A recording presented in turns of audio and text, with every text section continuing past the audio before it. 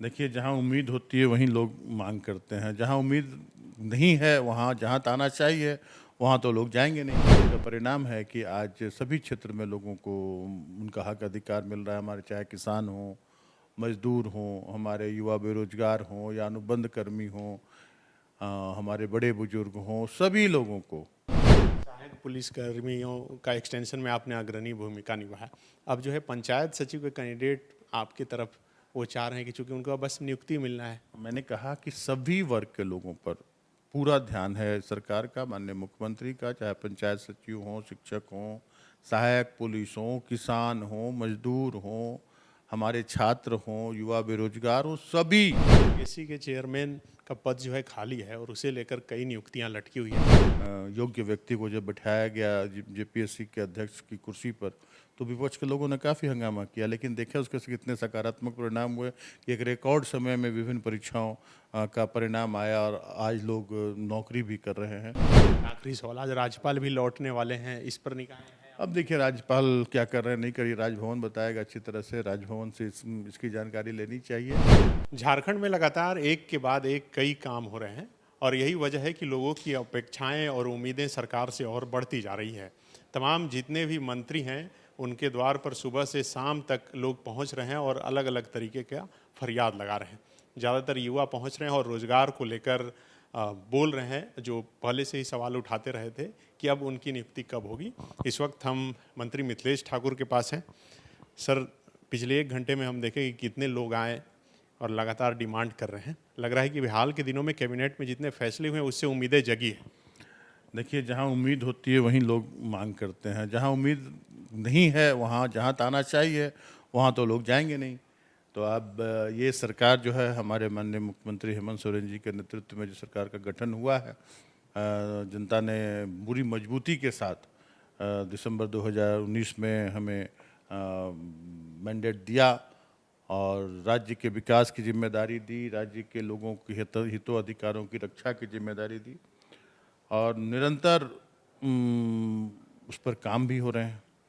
तो स्वाभाविक है कि लोगों की आशाएं जगेंगी और आज उसी का परिणाम है कि लोग जो पहले पिछली सरकारों ने जो जो कारनामे किए कि अल्प अवधि के लिए लोगों को नियोजित किया, फिर उनको घर का रास्ता दिखला दिया। अब सारे लोग जब देख रहे हैं कि ये सरकार हर एक क्षेत्र में संवेदनशील है, तो सारे लोग अपनी अपनी मांगों को लेकर आ रहे हैं और हमें पूरी उम्मीद है पूरे संवेदनशील हमारे माननीय मुख्यमंत्री हैं और जहाँ भी संभावना होगी, किसी तरह की संभावनाओं को वो नज़रअंदाज नहीं करेंगे और राज्य के सभी वर्गों को उनका हक अधिकार मिलेगा, ऐसी मेरी उम्मीद है। अभी हाल के दिनों में जो कई अहम फैसले हुए उसमें तो एक ओल्ड पेंशन स्कीम, पुलिस कर्मियों को जो है क्षतिपूर्ति अवकाश वो मिलना, जो 13 महीना के बाद काट लिया गया था।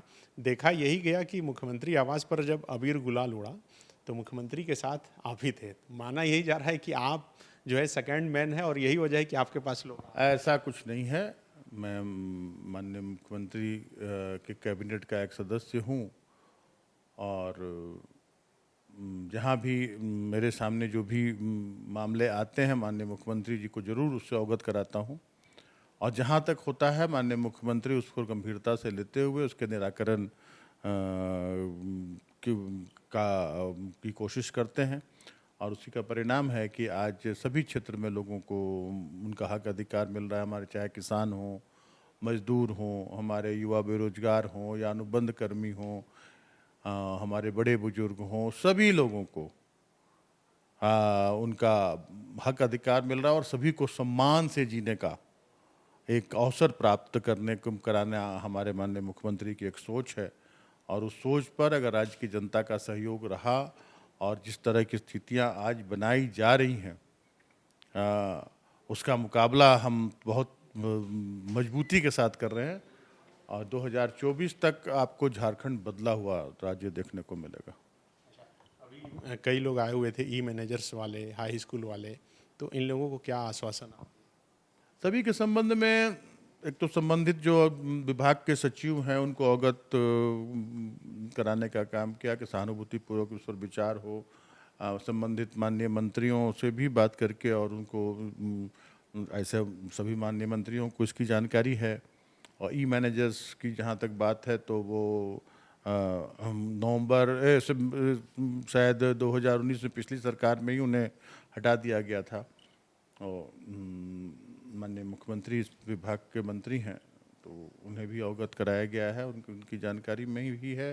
जहाँ तक संभव हो सकेगा सभी लोगों को उनका हक अधिकार दिलाने में सरकार पीछे नहीं रहेगी। सहायक पुलिस कर्मियों का एक्सटेंशन में आपने अग्रणी भूमिका निभाया।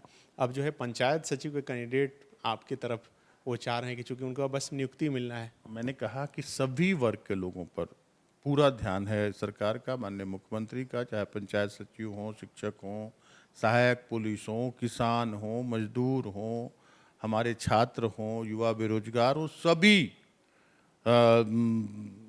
वर्ग के लोगों पर, हमारे बड़े बुजुर्ग हों, सभी वर्ग के लोगों पर पूरा ध्यान है कि एक खुशहाल राज्य हमारा बने।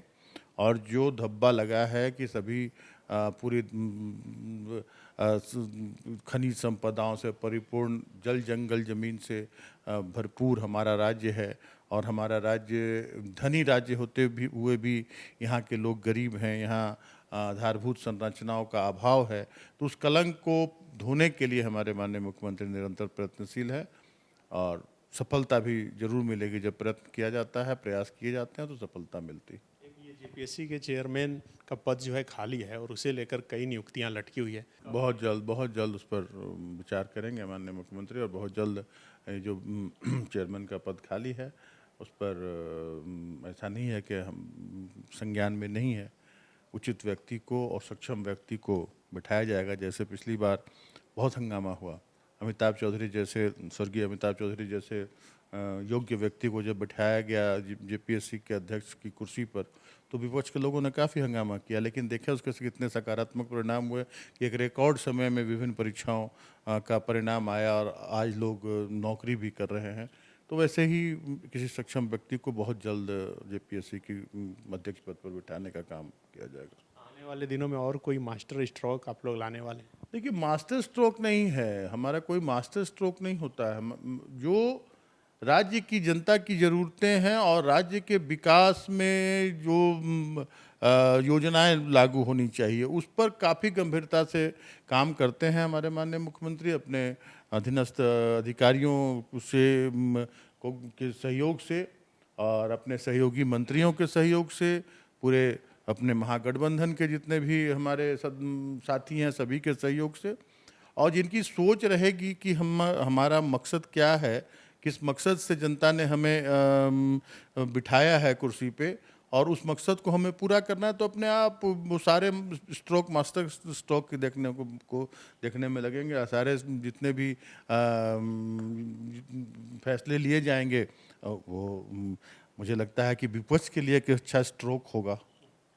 आखिरी सवाल यही है कि विश्वास मत के बाद लग रहा है कि और बुलंदी के साथ आप शुरू से कॉन्फिडेंट रहे हैं, शुरू से कॉन्फिडेंट रहे, क्योंकि अगर जिन्हें अपना कोई व्यक्तिगत हित नहीं हो और जिनके दिलो दिमाग में ये बात बैठी हो कि जिस उद्देश्य से इस राज्य को अलग कराया गया है बिहार से, वो उद्देश्य हमें पूरा कराना है, तो कहीं से कोई ऐसा बात नहीं है कि अब हम लोग नई ऊर्जा के साथ हमेशा ऊर्जावान रहे हैं और आगे भी रहेंगे, क्योंकि सत्ता की परवाह हमारे माननीय मुख्यमंत्री नहीं करते और जनता का साथ पूरी तरह से हमारे साथ है, और जब जनता का साथ रहेगा तो कोई भी कुछ नहीं बिगाड़ सकता। एक आखिरी सवाल, आज राज्यपाल भी लौटने वाले हैं, इस पर निकाय है? अब देखिए राज्यपाल क्या कर रहे हैं, नहीं करिए, राजभवन बताएगा अच्छी तरह से, राजभवन से इसकी जानकारी लेनी चाहिए।